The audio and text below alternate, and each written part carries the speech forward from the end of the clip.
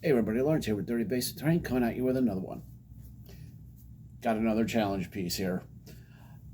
The challenge that I'm participating in this time is called Lair. That's it. Basically make a lair for a creature or something. So I was thinking, it was like, lair. Well, you can't have a lair without a lair entrance. So I made the lair's entrance. And I'm going to be doing 3 videos for this challenge. I'm going to do the lair entrance. I'm going to do the lair, and then I'm going to make a creature for the lair. But you can kind of guess. But it's not the creature you think it's going to be. But I want to walk you through how I went from a pile of scrap foam to add a few Halloween pieces to this. But before we get to it, I want to give a big shout out to my patrons, Dungeon Matron, Corel, and Be a Geek. Your guys' help is greatly appreciated, and it really does make me want to make more videos. So, all right, guys, let's get to it. I'm just going to use a super cheap Dollar Tree skull. Of course, it's a Dollar Tree skull, so it's got some really horrendous mold lines I'm going to try and smooth out and scrape off. Not entirely successful, but I'm making the best out of it. Now that I kind of got that taken care of, I want the back and top of the skull. I don't want the face at all for this. So I'm just going to cut the face off, really. I mean, this is cheap, soft plastic, so using a simple blade, it cuts through it relatively easy.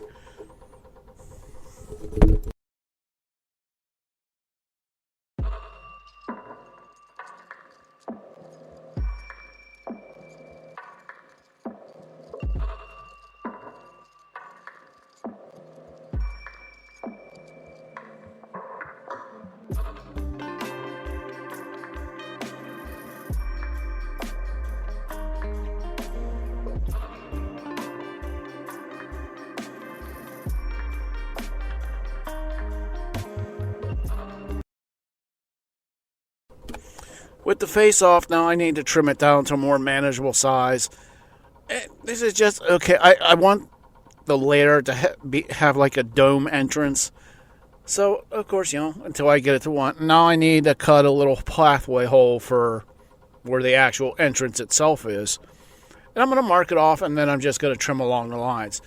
It's going to require some additional trimming, but this is just the initial cut, just so I can get the actual opening started. This can be a bit of a annoying pain because of the soft plastic. It just keeps bending and stuff. But what do you want for $1.25?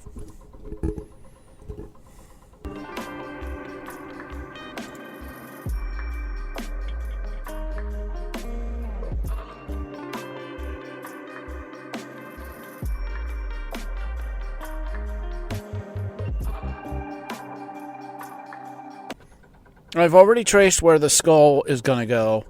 I want to get a rough idea of how I want the rest of the base go. And this is inch thick foam.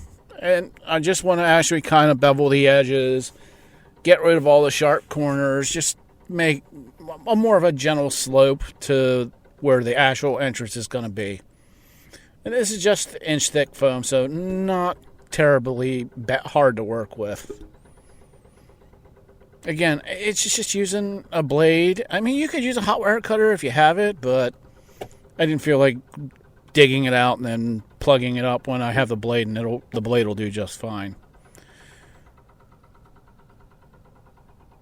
Now, I need to make the entrance a little bit bigger, so I'm just basically tracing out a pattern and then cutting it with the knife again. Pretty easy.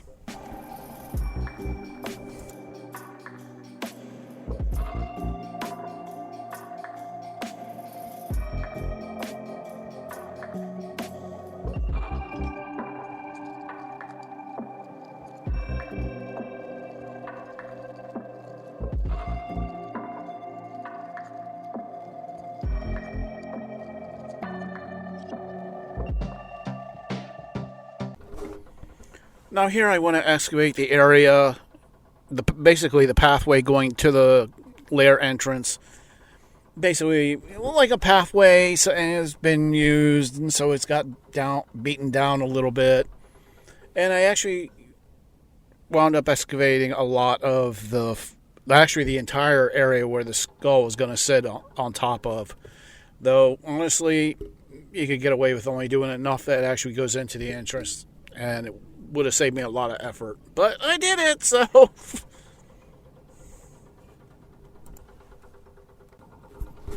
Now, that excavated area was looking kind of janky with a lot of jags and points. So I'm just covering it with a quick layer of sculptor mold. Great product to use for doing texture. And I kind of give it a stony texture look, including, even though doing the inside of the entrance was not necessary, I wound up doing it because I'm a glutton for punishment. But also I wanted the entrance and the pathway to have that stony, like, rough texture to it.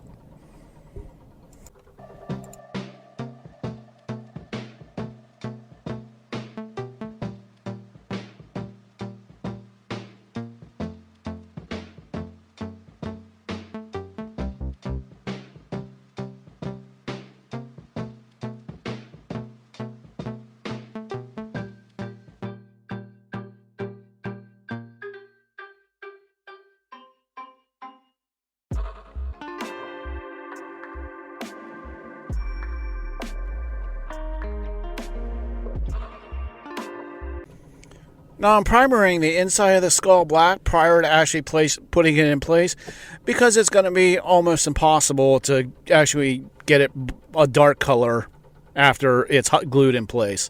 And since I have the paint in my airbrush, I just primer the inside there too. Now I went ahead and already hot glued the skull cap in place, but I want to have a gradual, like, incline of some dirt or whatever on the skull up to the skull itself from the base, but I don't want to use as much material like my sculptor mold, so I'm cutting these XPS spacers just to basically work around the edges there, so I won't have to use as much sculptor mold later on. This step is strictly, I know, is going to be completely covered up. So it doesn't need to look pretty. I'm just putting it there to take up space. Now that I've got this XPS glued in place, it's way too much. So I'm trimming away. It's always better to add more because you can take it away than have to add more because you didn't put enough. At least when it comes to foam. So yeah, I'm just trimming it. And there was a very noticeable gap. Not that it matters because it's getting covered up eventually. But it bothered me, so I just took some random scraps and just jammed them in there to fill up the hole. Technically, I could have gotten away with not gluing it in place, but I did. Now I need fingers to actually go up over the back of the skull. I have these, again, Dollar Tree skeleton hands that I purchased this past year, I think. But I don't need the whole hand, I just want the fingers, so I'm using my razor saw and just trimming them off and getting an idea of where they're going to go. Now, these fingers are kind of pliable, so if you got to bend them a little bit, yeah, it's very doable. I mean, test fit stuff before you glue it down. Now that I've got the idea of where the fingers are going to go, it's time to start gluing these puppies down. Quick bead of hot glue, at least for the two bottom ones that are sitting on the foam, and it sits pretty easy. Now, the ones that are sit further up on the skull, some super glue will be involved to hold them to the skull itself. Bead of hot glue at the bottom, and a couple dots of super glue gel to hold it onto the skull itself. Pretty simple.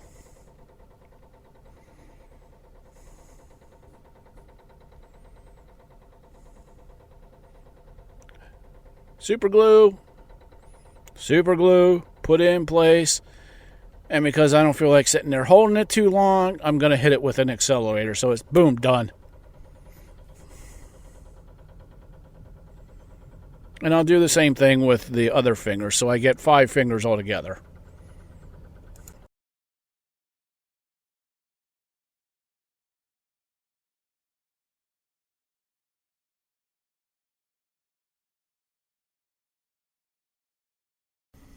Now I want to make a couple natural stone pillars for this build. So I grabbed this offcut piece out of my scrap bin. I think it's like 1.5 inches by 1.5 inches. I honestly never measured. I just knew it was square and it looked like it would work.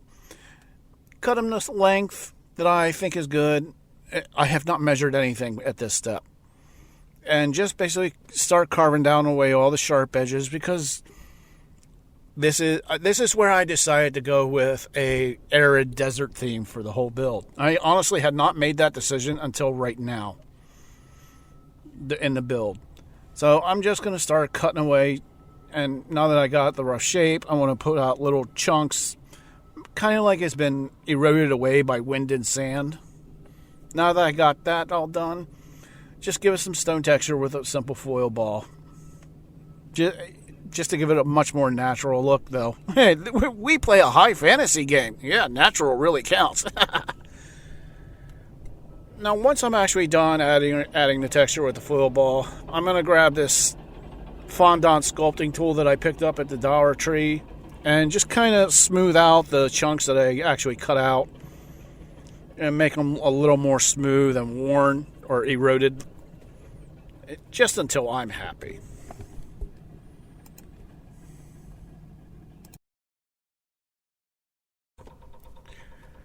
Now, being that I just decided to do this step, because I changed directions a lot during a build, I could have almost completely skipped the foil ball technique, because you're not going to see it. The entire thing is going to get painted up with some texture paste that I make, link in the description below, because I want to give it a layered look, because I've looked at many pictures of desert rocks and stuff, and with wind erosion and stuff, it gives it like a very layered look to it, and that's what I'm trying to achieve with this.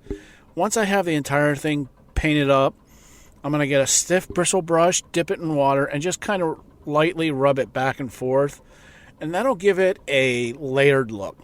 And you don't want to use a nice soft bristle brush. You want a heavy, gnarly brush to do this, and just dip it in water, run it back and forth, and it'll put a layered look to it. It works.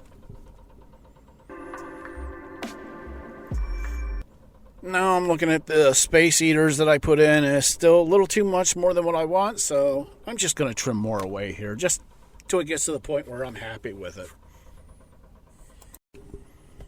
Now when I start adding that gradual take from the ground, the base, to the skull itself that I've been talking about, I'm going to use sculpt mold. Wanted to try something different by adding some dark brown acrylic paint to the sculpt mold as well as water, and mix up just as an experiment. I've added acrylic inks to the sculpt mold to get a brown color, and that's worked pretty well for me before, but I just wanted to try this out because, see, it was craft paint's cheap. And now I'm just basically going to smear it on anywhere that I want the dirt or, to be, and just kind of build up a gradual incline from the base to the skull itself. Trying to be careful not to actually cover any of the fingers up. I will actually put some between the bottom finger and the skull, just to make it look like dirt is collected there over time. But again, this is just build it up, build it up, build it up. Just so it's not quite the start. Hey, here's the base, here's the entrance. No, I want a gradual incline, so it's a little more gentle and not quite as harsh. But I will say this: don't mix the paint with the sculpt mold. Inks, yes. Acrylic inks, yes. Paint, no. It took forever to dry. I mean, 2 days later and it hadn't dried completely. Just don't. It'll increase your dry time significantly. So, next time I do something like this, I'm just going to add my Liquitex acrylic inks, which is the brand I use.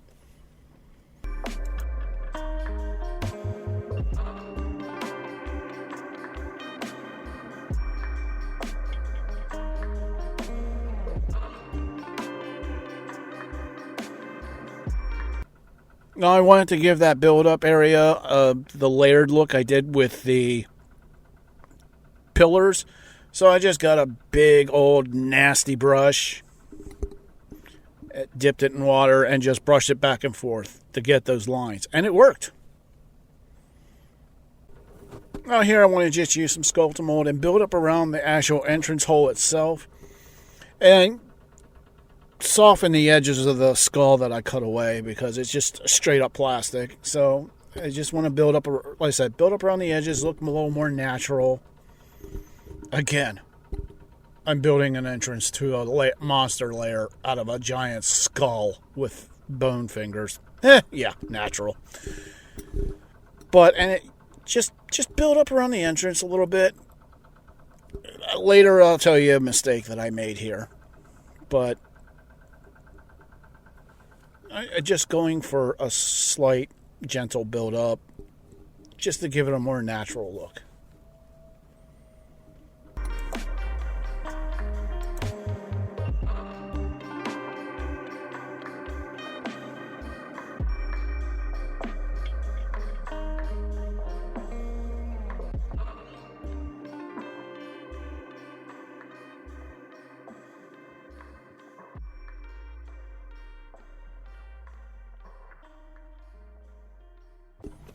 Now that the pillars have completely dried, I just want to hot glue them in place. Just a wad of hot glue on the bottom and put them down.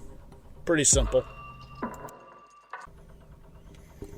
Now I wanted to add some actual stones to the different areas. Like in the pathway, I wanted some stones off to the either side. Just anywhere I thought it looked, I just wanted to add something, you know. So I'm using some pine bark nuggets, which is my favorite way for scale appropriate stones. Once they paint up, they look great. And just hot glue them, put a wad of hot glue on them and slap them in place. This is actually pretty easy. And once they paint up, they look like 100% natural stone.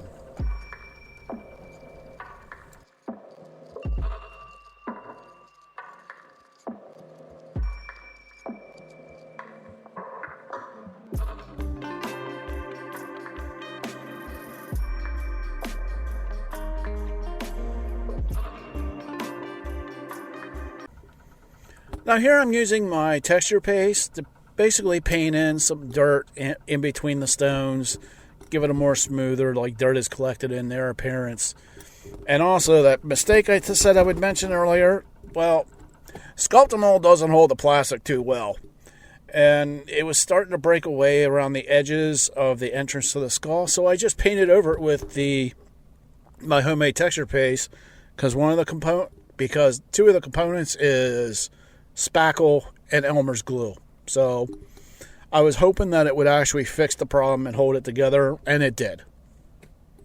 So I know for next time, don't put skeletal mold directly or in delicate areas on plastic. Of course, if you know a way to do it, let me know in the comments. But again, I mean, just brushing over that area where I put skeletal mold on the entrance there, held it together fine, and now it's as strong as it needs to be.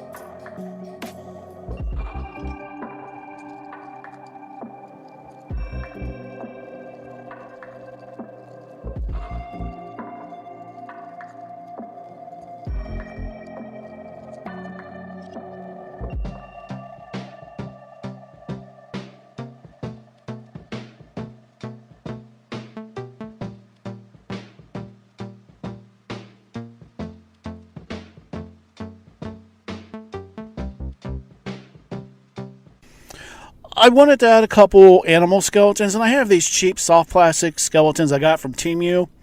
And I'm just going to cut one half of them off, or almost a good chunk of one side, just so it'll lay flat. And I'm not really super worried about, it looking too perfect, because it's going to get covered up later. And figure out exactly where I want it, make sure it lays flat enough, and then I'll just hot glue it in place. Now, being that this is a desert area, desert wasteland, I want to add some sand into the areas I haven't already done something with. So I'm just going to use some PVA, brush it on, and then I am going to sprinkle some fine grit sand onto the areas that I just glued. This is mortar sand that I get from work, but anything with a fine grit to it will work.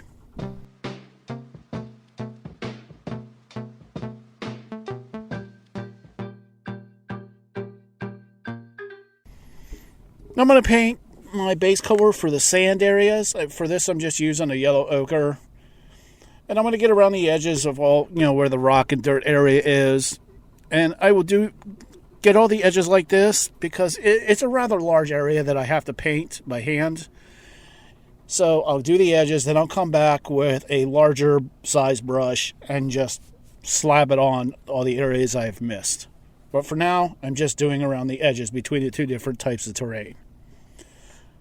Now that I've got all the sand painted, I need to go around and I want to do the base color for the rock and dirt areas, which I mixed a medium brown and the yellow ochre together to make it similar to the sand, but slightly different.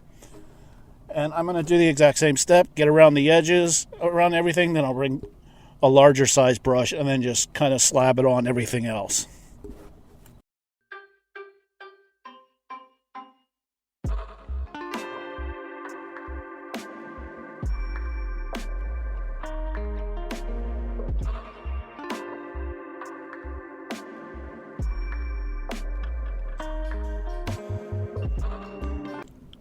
Now, I already overbrushed all the rock and dirt areas with the yellow ochre. Sorry, I just forgot to film it. But right now, I'm just giving everything dirt, sand, stone, all those areas, except for the bones and the skeletons, a light dry brush with a color called desert sand, which is a really, really light tan, a sand color, really. I'm trying to bring up all the highlights and show the edges and all that layering work I did at the beginning.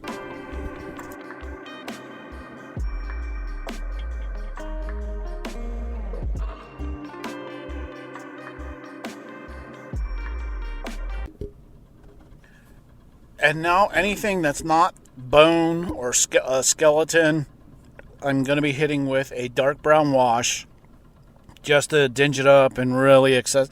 This will make all that layering work and just that I did pop a little bit more, and it'll just bring out all the textures. And I'm also going to hit the sand with this too, because the dirt has worked its way into the sand as well.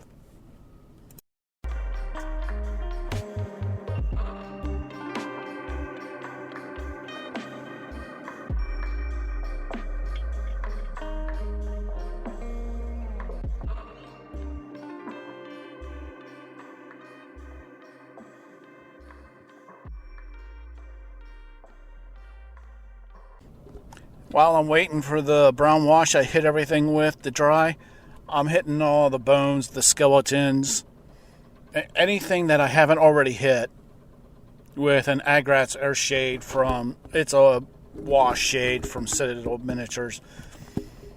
It's a cheat recipe for doing skeletons and stuff. Just prime it white, hit it with that, talent in a bottle. But no, I'm not going for pretty for this. I'm just going for like nasty and ugly looking. And I think it works out. But again, just hitting all the bone areas with some Agrat's Air Shade, making sure that a little bit of extra gets into all the knuckles and the joints of the fingers.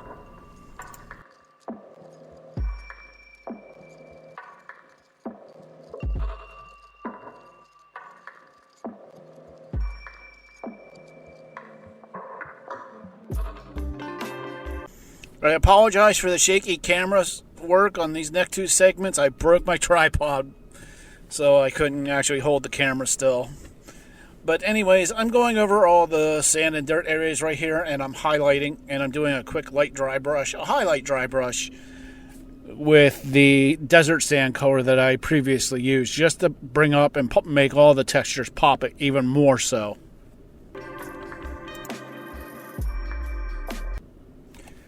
Now here I'm using, I think it was an antique white, or maybe it was parchment white. I'm not exactly sure off the top of my head, but I'm just dry brushing all the bone areas just to make it look like bone. Like I said, I don't want it to look pretty and nice and neat, but I'm just going for dirty, nasty, and that's just my preferred style, and that's why it looks like crud. But as you can see here, just dry brushing everything that's bone. Now I'm going to use some homemade pigment powders. I'll put a link in the description how to make it. I'm using a dark brown pigment powder that I made up, and I'm just going to be placing in various spots, cracks and crevices, just maybe like enhance shadows, make in different areas that would collect dust and dirt, just to make certain elements of the build pop.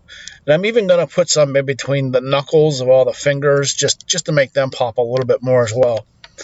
And once you're done placing all the pigment powders that you're happy with and wherever you want to, I will mist it with some isopropyl alcohol just so it sets in and it won't easily fall off or rub off just from a casual touch.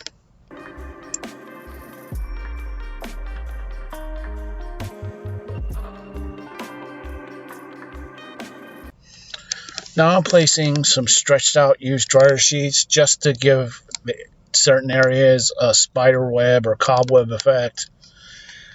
I love doing this technique because it's cheap and I don't have to go to the store to buy anything special because I have the dryer sheets anyway. I'll put a link in the description how to actually do this, stretch out the dryer sheets. It's pretty simple. But again, I'm using a watered down PVA just to hold it in place. And I'm going to continue to place anywhere I feel, hey, yeah, that looks cool.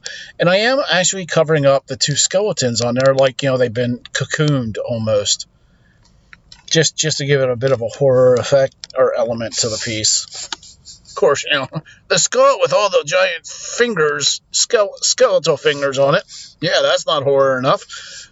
But again, it's simple. Like I said, I've already stretched out the dryer sheets and I'm just putting them in place and tearing off chunks and placing it anywhere I think it'll look good.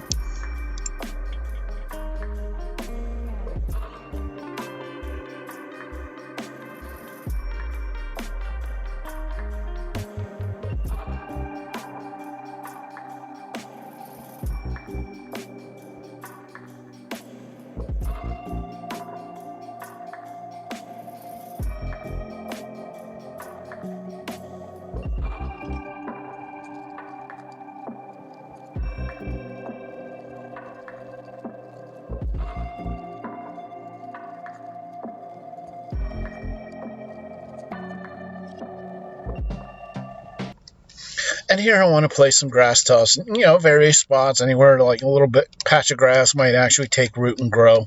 Just anywhere that I think it actually looks good. And now that the glue has dried for all the webbings, I'm hitting all the web elements with a matte sealer just to stiffen them up, because even though it does look really good, the stretched out dryer sheets are incredibly delicate and need some reinforcing. And as you can see, it works out great. There's a few scatter pieces that I made quite a while ago, but I'm actually really happy with how this turned out. I'm looking forward to when this challenge actually happens, and I still have 2 more pieces to go.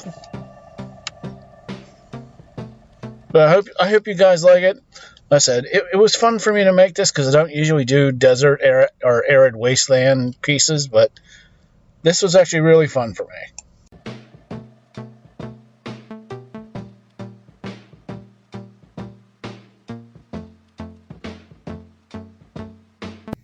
Hey everybody, if you made it this far, it means you watched the end. As always, I greatly appreciate it. If you liked the video, hit the thumbs up. If you want to see more, click subscribe. If you want to help out the channel, there is a link down below in the description of the Patreon. If you, or just click subscribe. I mean, just subscribing really helps the channel out. I will be doing 2 more videos for this Lair challenge. Like I said, this was just the entrance to the Lair. I gotta build the Lair, and then I'm gonna build the creature itself. So stay tuned, guys. More are coming. But as always, remember, when you're building terrain, the only person you got to worry about is you, because it's your terrain.